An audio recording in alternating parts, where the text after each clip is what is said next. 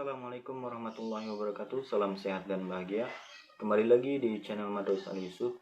Oke, seperti biasa yang akan saya bahas masih tetap seputar kesehatan lambung, GERD, anestesi psikomatis. Dan di video kali ini yang akan saya bahas tentang penyebab asam lambung kalian itu masih sembuh. Oke, sebelum kita lanjut ke pembahasannya, buat teman-teman pendatang baru yang belum subscribe channel Madros Ali Yusuf ini, silahkan di subscribe dulu ya, karena subscribe itu gratis ya, tidak dipungut biaya sama sekali. Teman-teman cukup pencet tombol warna merah di bawah itu yang tulisan subscribe. Jika sudah, saya ucapkan terima kasih banyak ya buat teman-teman yang udah subscribe. Semoga kebaikan yang dibalas sama Allah Ta'ala, amin. Oke. Dan saya mohon juga ya buat teman-teman yang menonton video-video saya, tolong fokus ya, tolong fokus perhatikan setiap ucapan-ucapan saya ya, karena apa, supaya biar teman-teman itu tahu dan paham. Jadi kalau misalkan sudah paham, pastinya teman-teman itu tahu apa yang harus teman-teman lakuin, apa yang harus teman-teman kerjain. Jadi biar nggak percuma gitu saya bikin video ya panjang lebar saya berbicara kalau misalkan teman-teman tidak memahami, mencermati gitu ya. Oke, jadi saya akan sebutkan dulu satu-satu nih masalah penyebab asam lambung teman-teman gak sembuh. Yang pertama itu teman-teman banyak searching ya.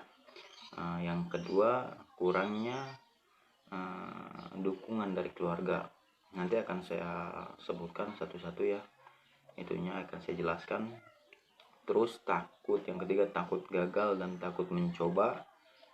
Yang keempat itu terlalu ribet, terlalu detail ya. Terus yang kelima fokus pada hal yang sepele. Yang keenam banyak merasa-rasa. Yang ketujuh banyak mendengarkan saran dari beberapa coach ya, dari beberapa orang ya. Terus kurangnya sosialisasi. Jadi gini, kalau yang pertama itu teman-teman kebanyakan searching ya. Jadi kalau misalkan orang-orang penderita asam lambung ini orang-orangnya kepo. Jadi kalau misalkan kerasa sensasi yang misalkan kayak dada sesak, terus misalkan ada yang kerasa nyeri-nyeri di badan, itu pasti langsung cari tahu ya di Google, langsung googling ya, cari tahu, searching di Google ya, cari tahu. Mending gitu kalau misalkan yang kita cari itu sesuai dengan penyakit kita ya. Tapi kalau misalkan yang kita cari itu keluarnya, pasti yang di Google itu biasanya keluarin penyakit yang serem-serem. Kayak misalkan kalau misalkan jantung berdebar, penyakit jantung. Kalau misalkan sesak, penyakit apa lagi ya. Terus kalau misalkan nyeri-nyeri, aduh pokoknya udah macam-macam, segala ginjal segala macam ya. Yang pasti yang keluarnya penyakit yang serem-serem. Nah kalau misalkan sudah timbul ya pencarian itu timbul yang serem-serem, itu otomatis akan mengganggu ya, akan mengganggu ke pemikiran kita, jadinya tambah parah lagi, bukannya membaik malah tambah parah. Orang-orang yang habis searching itu pasti bukannya membaik tapi malah tambah parah, karena yaitu timbulnya yang dia cari itu adalah penyakit yang serem-serem, jadi kepikiran terus. Sedangkan yang penyakit terbesar ya, jadi penyebab terbesar asam lambung teman-teman gak sembuh itu yaitu pola pikir teman-teman. Jadi kalau misalkan pola pikirnya kacau, itu mempengaruhi asam lambung untuk terus-terusan naik. Jadi kalau misalkan kita searching timbulnya yang kayak gitu kan, udah pasti itu pengaruh ke otak ya, terus kepikiran setiap hari, setiap saat, setiap detik bahkan ya. Jadinya ya terus-terusan juga asam lambung kita naik. Jadi ya itu, jadi kebanyakan searching itu adalah penyebab teman-teman nggak bisa sembuh. Terus yang kedua, kurangnya dukungan dari keluarga. Dukungan keluarga itu sebenarnya sangat penting, walaupun bisa dibilang dalam kategori eksternal ya, luar. Jadi saudara itu walaupun keluarga kita mereka itu tetap bisa dibilang dari kategori eksternal, soalnya nggak bisa kita atur ya, nggak bisa kita atur. Saya pribadi ya, dulu waktu masih menderita asam lambung ini, itu sangat sedikit gitu ya dukungan dari keluarga. Paling ada keluarga yang paling dekat kayak semacam istri, terus mertua. Jadi yang keluarga yang lain itu sangat menjauh ya. Ini sangat menjauh jadi saat saya menderita penyakit asam lambung ini. Jadi kalau itu untuk keluarga dari istri saya, jadi sangat menjauh, saya dikucilkan gitu. Jadi mempengaruhi kesembuhannya gitu. Jadi nggak ada yang support kita untuk semangat lah menjalani penyakit asam lambung ini biar cepat sembuh. Jadi kalau misalkan ada yang support kan ya, misalkan keluarga, terus kalau misalkan kita lagi ada kambuh nih, jadi kalau misalkan ada yang support, ayo gitu, misalkan kata keluarga itu mau diantar berobat apa gimana ya kan, jadi kan enak gitu ya, ke pemikiran kita, ke hati juga kita, jadi enak lah, jadi bisa cepat sembuh gitu ya. Support dari keluarga itu sangat penting ya untuk penderita asam lambung ini. Tapi kalau misalkan nggak ada support, masalah sangat sulit lah ya, sangat bermasalah itu untuk penderita asam lambung ini ya, karena ya itu kita nggak ada yang ngedukung, nggak ada yang support, jadi ya terpuruk sendiri aja. Kita punya masalah apa-apa kita pendam sendiri, jadi susah ya untuk sembuh, untuk kita untuk kita jelaskan gitu ya masalah penyakit ini. Kalau untuk orang lain melihatnya ya tubuh kita sehat-sehat aja gitu kan, tapi kalau untuk diri kita sendiri yang merasakan itu sangat berat banget ya, untuk sangat berat banget gitu. Nah, terus yang nomor 3 ini takut gagal dan takut mencoba.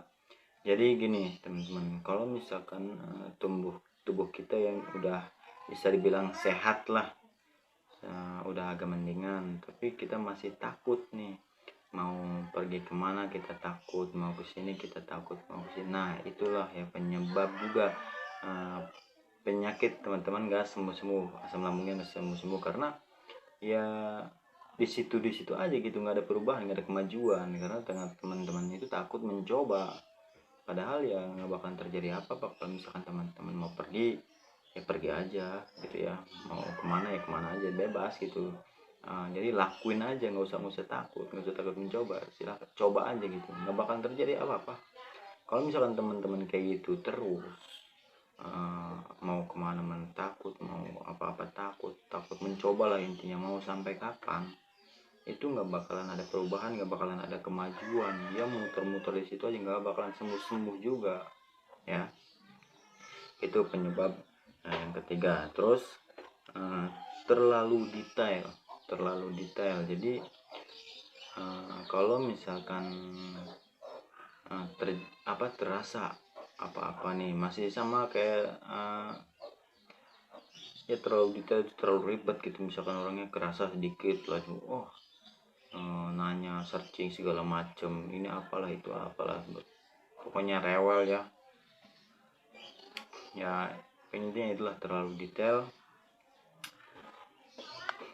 Jadi ribet gitu orangnya, nggak kebanyakan nanya gitu ya, jadi kebanyakan nyari tahu juga inilah itulah. Jadi intinya sama kayak searching juga ya, jangan terlalu banyak searching, hindari searching. Terus fokus pada hal yang sepele ya. Jadi penderita asam lambung GERD anxiety ini kalau misalkan terjadi suatu sensasi, dia itu akan fokus ke situ aja gitu ya, fokus ke ke yang dia rasain aja gitu. Padahal sebelum kita menderita penyakit asam lambung ini, yang namanya sensasi-sensasi kecil itu pasti akan terasa oleh tubuh kita, cuma kita nggak pernah nanggapin ya. Kita nggak masa bodoh aja, kayak semacam kita contoh misalkan kita dikejar anjing ya misalkan, terus keluar nih dari badan keringat awal, pokoknya keringat dingin lah ya dari telapak tangan segala macam. Itu kalau untuk orang normal ya biasa aja gitu ya, rasa keluar keringat dingin itu ya sewajarnya aja, nggak terlalu dipikirkan. Tapi kalau misalkan untuk penderita anxiety itu keluar keringat dingin misalkan dari tangan, udah cemas banget, udah panik banget udah panik banget, ini kenapa ya, pokok badan gemeter gini ya, pokoknya udah macem-macem lah pemikirannya. Jadi dia terlalu fokus pada hal yang sepele ya, padahal masalah itu nggak berbahaya, nggak apa-apa, tapi dia menganggapnya itu sangat berbahaya. Jadi terlalu fokus pada satu titik itu aja. Nah terus banyak merasa rasa ya, sama juga ya sama yang tadi. Jadi kambuh sedikit, aduh ini kenapa ya, ya kerasa nggak ada sesak, aduh ini kenapa ya, jangan-jangan penyakit berat nih, aduh kerasa sedikit kepala selayangan, aduh ini kenapa ya, jangan-jangan. Pokoknya banyak-banyak merasa rasa. Jadi nggak usah terlalu banyak merasa rasa ya, nikmatin aja. Kalau misalkan suatu sensasi sedang kita rasakan ya, asam lambung kita ibaratnya sedang kambuh ya, kita nikmatin aja. Soalnya dengan cara apapun nggak bisa membuat asam lambung itu spontan bisa sembuh, itu ada prosesnya. Nanti juga ya bisa sembuh sendiri gitu ya, tanpa kita obatnya juga. Jadi nggak usah terlalu banyak mikir, nggak usah terlalu banyak merasa rasa. Terus banyaknya ngedengerin dari beberapa chord. Jadi maksudnya gini, chord itu kan berbeda-beda pendapat ya, berbeda-beda cara. Jadi kalau misalkan dari chord yang ini, dari orangnya ini misalkan metode dianya itu seperti ini, dan di orangnya ini metodenya seperti ini. Jadi kalau misalkan terlalu banyak, nantinya terlalu banyak pertimbangan juga. Kata yang ini kayak gini, kata yang ini kayak gini, kata yang ini jangan dimakan, kata yang ini jangan boleh dimakan. Jadi bingung. Jadi kalau misalkan memilih chord itu, memilih pembimbing lah ibaratnya itu ya, jangan terlalu banyak ya, minimal 3 atau 4 orang ya, jangan terlalu banyak juga, itu akan membuat pusing juga nantinya ya, bingung. Jadi makanya itu muter di situ aja, nggak sembuh nanti di kebingungan gitu ya, Terus kurangnya sosialisasi. Jadi orang-orang anxiety itu kan ya biasanya gitu ya, sukanya ngerem di rumah ya, jarang keluar nongkrong bareng kayak dulu waktu masih sehat. Orang yang asam lambung itu pasti kebanyakan ya berdiam diri di rumah, jadi kurang sosialisasi, pokoknya otak itu butek gitu, nggak ada pencerahan ya. Jadi banyak-banyaklah bersosialisasi ya, gabung aja sama teman-teman, nongkrong lagi, biasa ngobrol lagi. Pokoknya nggak usah terlalu banyak dipikir lah penyakit asam lambung ini ya. Penyakit asam lambung ini nggak berbahaya sama sekali ya. Kalau intinya jaga 3 pola P ya, 3 pola dengan baik, insya Allah akan sehat seperti biasa lagi, akan normal seperti biasa lagi ya, kalau misalkan teman-teman benar gitu ngejalan 3 P ini ya. Untuk penyebabnya mungkin tadi sudah saya jelasin ya, itu adalah penyebab teman-teman nggak bisa sembuh ya, dari itu semualah yang tadi saya sebutin. Oke, semoga bermanfaat untuk video kali ini. Cukup sekian dulu ya. Buat teman-teman yang belum subscribe nih, saya minta untuk subscribe dulu ya, biar saya bisa terus mengupload video-video atau nge-share video-video terbaru tentang seputar kesehatan lambung. Oke, terima kasih. Wassalamualaikum warahmatullahi wabarakatuh.